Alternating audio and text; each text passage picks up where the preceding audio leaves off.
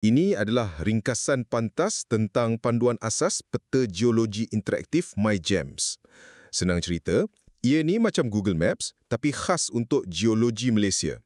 Jadi, sesiapa pun boleh teroka dan faham maklumat geosains negara kita, tak perlu pun jadi pakar teknikal. Okey, ada 3 fungsi utama yang perlu anda tahu untuk betul-betul manfaatkan platform ni. Yang pertama, navigasi asas. Anda boleh seret je peta tu atau zoom masuk dan keluar.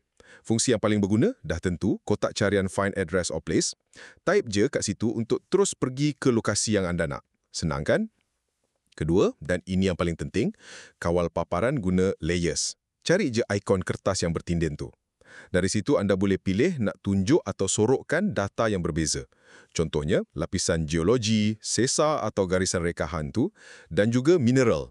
Jadi peta akan jadi lebih kemas dan kita hanya nampak apa yang kita nak tengok. Dan akhir sekali, dapatkan maklumat terperinci. Cuba klik je mana-mana tempat dekat peta, nanti akan keluar satu tertingkap maklumat. Ia akan bagi tahu butiran spesifik macam nama formasi batuan kat situ.